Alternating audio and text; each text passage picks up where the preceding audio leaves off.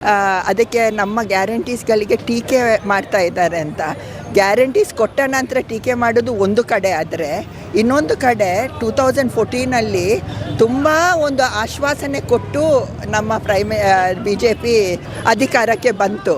ಆದರೆ ಅವರು 15 ಲಕ್ಷ ಎಲ್ಲರ ಒಂದು ಖಾತೆಗೆ ಹಾಕ್ತಾರೆ ಅಂತ ಹೇಳಿದ್ದಾರೆ. 15 ಲಕ್ಷ ಬೇಡ, 15,000 ಕೂಡ ಹಾಕಲಿಲ್ಲ, 15 ರೂಪಾಯಿ ಕೂಡ ಹಾಕಲಿಲ್ಲ. ಎರಡನೇದು ಪೆಟ್ರೋಲ್ ಬೆಲೆಯನ್ನು ಕಡಿಮೆ ಮಾಡ್ತೇವೆ ಅಂತ ಹೇಳಿದರು. ಪೆಟ್ರೋಲ್ ಬೆಲೆ ಇಡೀ ಒಂದು ಪ್ರಪಂಚದಲ್ಲಿ ಹೈಯೆಸ್ಟ್ ಪೆಟ್ರೋಲ್ ಬೆಲೆ ನಮ್ಮಲ್ಲಿ. ಇದೆಲ್ಲ ಆಶ್ವಾಸನೆ BJP ಅವರು ಕೊಟ್ಟದ್ದು. ಇನ್ನೊಂದು ಏನಂದರೆ GSTಯನ್ನು ಮೋದಿಜಿ ಅವರು ಚೀಫ್ ಮಿನಿಸ್ಟರ್ ಆಫ್ ಗುಜರಾತ್ ಆಗುವಾಗ he was the first man to oppose GST. ಅವರೇ ಮತ್ತೆ ನಮ್ಮದೇ ಒಂದು ಬ್ರೈನ್ ಚೈಲ್ಡನ್ನು ಯೂಸ್ ಮಾಡಿ ನಾವೇ ಮಾಡಿದ ಹಾಗೆ ಮಾಡಿದರು. ಅವರ ಇಲೆಕ್ಷನ್ ಸ್ಪೀಚಲ್ಲಿ ಫಸ್ಟ್ ಏನು ಬಂತಂದರೆ, ಆಧಾರ್ ಬಂದ ಕೂಡಲೇ ಅದನ್ನು ತೆಗೆದು ಬಿಸಾಡೋದು. Crores of rupees has been spend and it is a waste of money. ಇವತ್ತು ಎಲ್ಲ ಆಧಾರಿಂದಲೇ ಎಲ್ಲ ಲಿಂಕ್ ಮಾಡ್ತಾ ಇದ್ದಾರೆ. ಸೊ ನಾವು ಕೊಟ್ಟ ಆಶ್ವಾಸನೆಯನ್ನು ನಾವು ನುಡಿದಿದ್ದೇವೆ.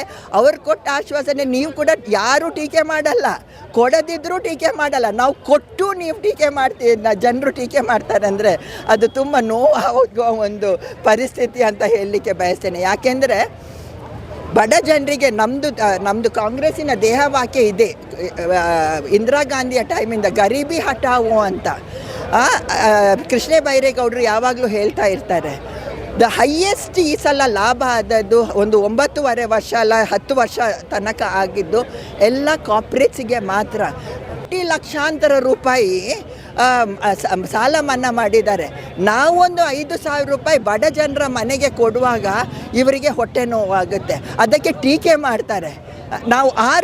ನಾವು ಬಂದು ಎಷ್ಟು ಒಂದು 8-9 ತಿಂಗಳು ಕೂಡ ಆಗಲಿಲ್ಲ, ಎಲ್ಲ 5 ಗ್ಯಾರಂಟಿಯನ್ನು ನಾವು ಅನುಷ್ಠಾನಕ್ಕೆ ತಂದಿದ್ದೇವೆ ಅಂದರೆ ನಿಜವಾಗಿ ನಮ್ಮ ಸರ್ಕಾರಕ್ಕೆ ಸೆಲ್ಯೂಟ್ ಕೊಡಬೇಕು, ಟೀಕೆ ಮಾಡೋದಲ್ಲ. ಆಚೆ ಈಚೆ ಆಗಿರ್ಬೋದು, ಆದರೆ ಅದು ಬೇಕಂತಲೇ ಅಲ್ಲ. ಯಾಕೆಂದರೆ ಮುಂಚಿನ ಸರ್ಕಾರ ಎಷ್ಟು ನಮಗೆ ಸಾಲ ಮಾಡಿ ಹೋಗಿದೆ ಅಂದರೆ, ಎಷ್ಟು 49,000 crores ಬಿಲ್ಸ್ ಪೆಂಡಿಂಗ್ ಇತ್ತು, ಅದೆಲ್ಲ ನಮ್ಮ ಸರ್ಕಾರ ಕೊಡಲಿಕ್ಕೆ ಬಂತು.